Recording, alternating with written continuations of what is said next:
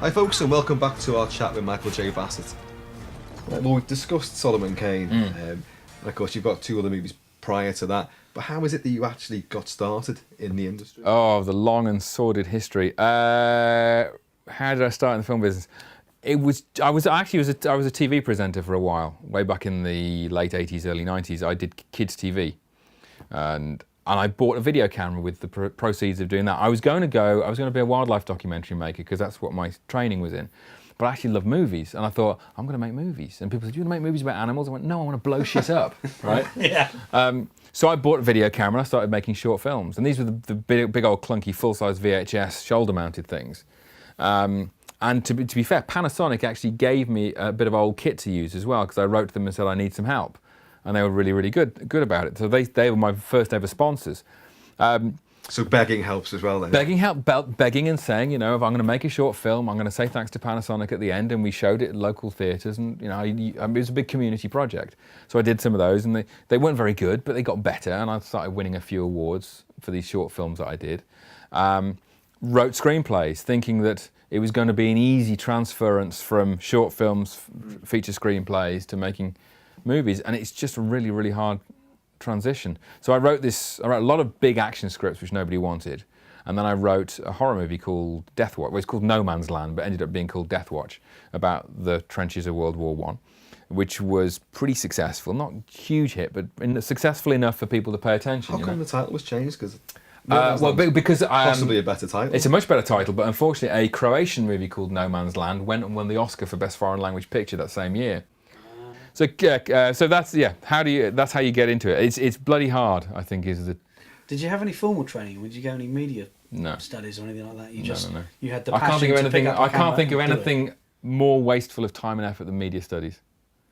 Here. I have no Fantastic. use for people coming to work for me with media studies degrees. Oh, brilliant. It's the least interesting thing. I don't care. Yes, you watch a lot of telly. Well done. Right. So what would you look for then? If someone I look for out there somebody wanted who to has. I look for make somebody their who's break- made a short film, who's Yeah. gone out and done it and stopped talking about it. It's the only thing I'm really interested in, because everybody now has access to a video camera. I don't care. You say you don't. You haven't. Don't say you haven't. You have, because you can pick one up for 50 quid now, second-hand one. I'm not interested in picture quality. I'm interested in the fact that you've gone and done it, and you've put something together and you understand the basics. I get lots and lots of emails from kids saying, I want to come and work for you and do this stuff, and I'm doing a media studies course.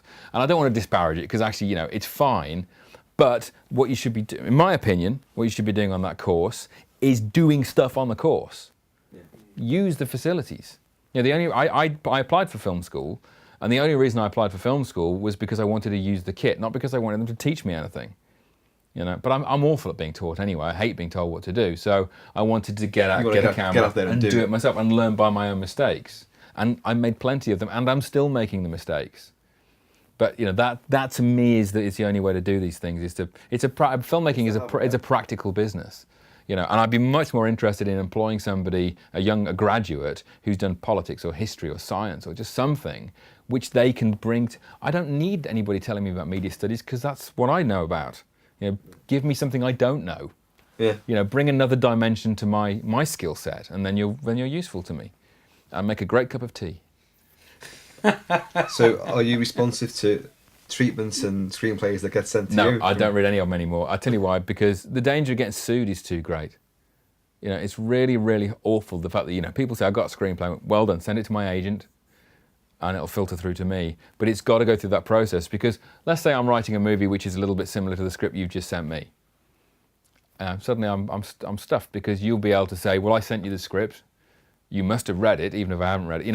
It's like, and that's the nasty side of the business, because people are leaping out of the woodwork to try and sue you or claim something from you. It's today's society, isn't it? And I've had conversations with producers in America where I've just talked about an idea in a room with them, and then they have subsequently laid claim to the idea. Oh, right? That's naughty, isn't it? But that's the business. It's a cutthroat business, Yeah. though, isn't it? The It's UK, all we're much about more money. relaxed about it. I'll talk to anybody about anything, but as soon as America's involved, it's such a litigious society that it's a slightly different vibe, and it's just something you learn. I mean, I am much more wary about it now. It's just sort of disappointing, because I like to be very open. It's like how I used to run my website. I was much more honest and probably offensive. But now I'm much more cautious about what I say, and I've probably said something terrible already. So And you still live in Blighty. Yep. Are you intending to stay in Blighty? Or I can see- Hollywood calls with like Well, a Hollywood- lot more projects which would take you over there more? Would you ever consider? Yeah, but the thing of it is that they don't really make many movies in Hollywood anymore. They're made somewhere else anyway. So I go to America a lot for meetings, but they're still made in, you know, Michigan or Prague or Romania or South Africa or something. You know, it's like you go where the films get made, and where the films get made is where it's cheapest to make the films right now. So though Hollywood, in that kind of term which everyone has, is the centre of the industry, you know, I don't need to live there. I don't want to live there. I like England. I'm a Shropshire lad, you know. Is the right answer. Yeah, just like Solomon Kane. War. Well, folks, that just about wraps up our interview with Mike Bassett there, and our dissection of the film industry at large, and of course Solomon Kane, which we all urge you to go and see when it comes out mid-Feb, we're kind of suspecting. We've seen it. It's fantastic. You're going to have a great time with it. So it's good night from Simon. It's good night from Mr. Bassett. Thank you. It's good night from me. Thanks Take very care. much.